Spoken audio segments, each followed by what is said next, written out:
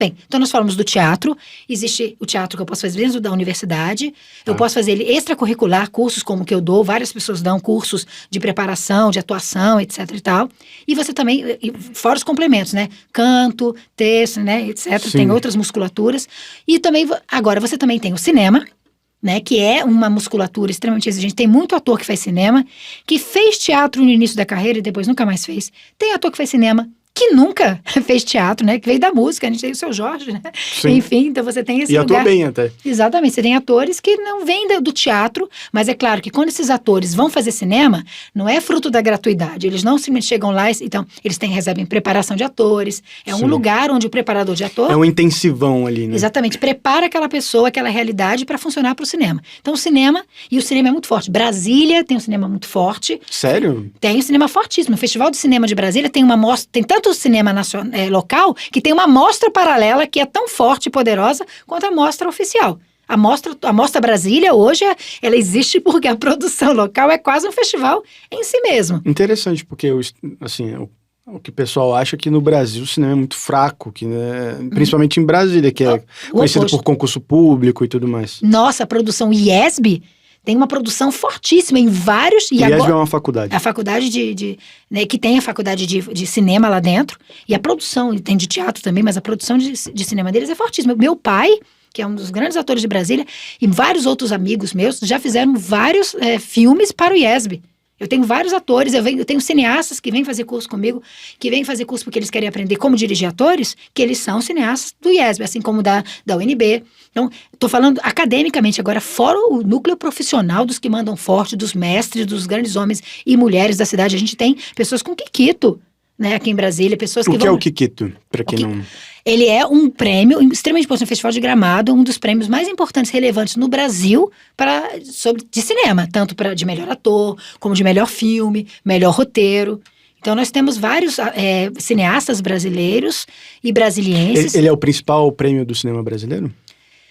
Eu não gosto de dizer isso, porque, por exemplo, nós temos aqui em Brasília o que eu considero, se não, o mais importante, um dos mais relevantes festivais nacionais de cinema. Festival de Cinema de Brasília. Eu já fui, muito bom mesmo. Então, eu não gostaria de dizer assim, mas vou dizer que sim, é um dos mais relevantes que nós temos.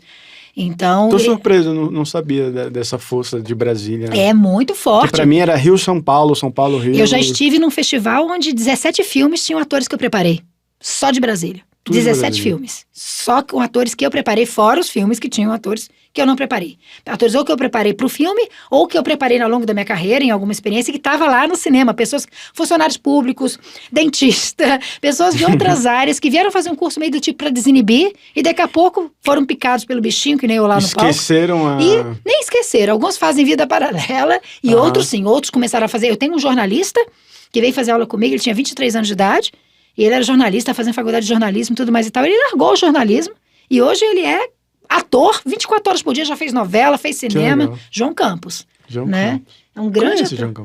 Um grande ator. E ele era jornalista. Quando ele veio fazer um curso de teatro comigo, daqui a pouco ele estava fazendo uma peça comigo, fez várias peças, fez vários cursos de cinema. Daqui a pouco ele estava trabalhando com todo mundo em Brasília. E falou, no Brasil tem muito disso, né? O ator, ele trabalha tanto na TV, no cinema, na rádio, na internet, ele faz vários formatos, digamos assim. Exatamente, você falou agora. Tem atores que fazem trabalho de dublagem, que são atores, tem DRT de ator, mas a vida deles é a dublagem. Eu trabalho com a voz, composição, enfim. Tem ator, que é toda uma... Eu tenho um grande amigo, André Rossi, que ele é ator formado por mim em Brasília, e ele é dublador, manda forte fazendo dublagem. Hoje eu tenho muitos atores, né, que trabalham fortemente com a dublagem, porque é um nicho do mercado bem remunerado, constante, e que sempre está precisando de renovação. Se você é bom e se você estuda bastante isso. Mas assim, então o que acontece? Para você ser um dublador, você tem dois viés. Um é o viés de saber trabalhar toda a técnica da dublagem. Mas se você é ator, constantemente tem dublador que vem fazer aula comigo, porque eles dominam tudo, mas eles não são atores. Falta alguma coisa naquela voz para aquela voz ter autoralidade, personalidade, emoção, saber como mover o público em casa. Então a dublagem é um caminho, o cinema é outro caminho. A televisão, claro, é outro caminho. Novela.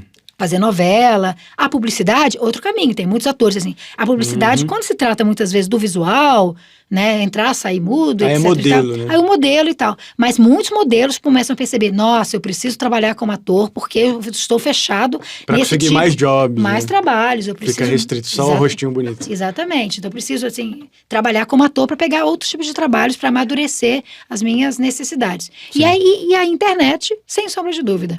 Que hoje, né, hoje todo mundo tem o seu próprio canal, o seu próprio perfil, tem uma câmera no celular e tem pessoas que brincando, ou então aproveitando a história que tem, o know-how, que já é ator, ou que trabalhou como atriz, se adequa à tecnologia, se adequa às necessidades e começa a produzir o seu próprio canal, que começa a trabalhar. E aí o canal tem um tipo de conteúdo, tem um tipo de qualidade. Quando você começa a dominar o algoritmo, quando você começa a dominar as estratégias da internet, o seu canal no YouTube, daqui a pouco... O Porta dos Fundos é um bom exemplo disso. Total exemplo disso.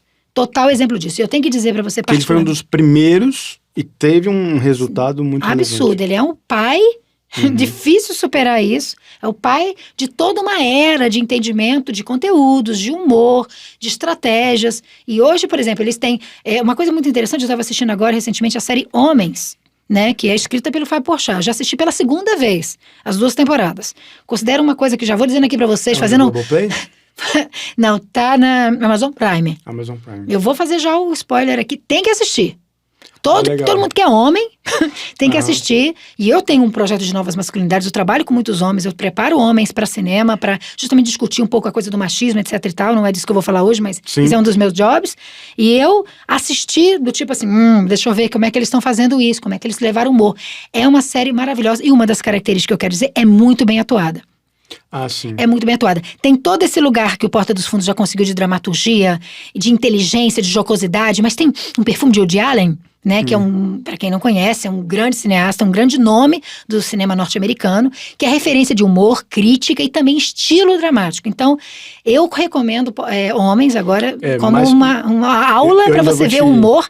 Só para dizer que ver o salto que o Porta dos Fundos deu, daquele tipo de humor, aquele tipo de lugar um pouco assim, na linha do besterol, na linha da crítica superficial, até um lugar profundo de fazer repensar o papel do homem, o machismo na sociedade.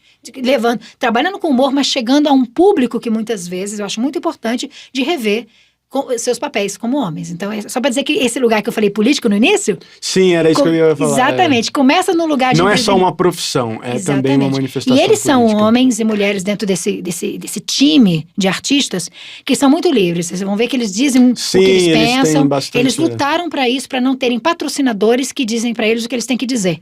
E isso é um lugar da excelência. Inclusive, e da obsessão. Conseguiram patrocinadores zoando os patrocinadores, né? O caso da Tinha, o caso do Espoleto. Exatamente. É quando você tem coragem de pegar aquele seu pensamento e experimentar ele, em vez de ficar intimidado, querendo fazer o que todo mundo está fazendo. Pensar que a sua individualidade, que o seu aspecto pessoal, que muitas vezes você não dá valor, é o seu diferencial. É aquilo que vai fazer a sua marca e que vai dar o seu salto ali na frente.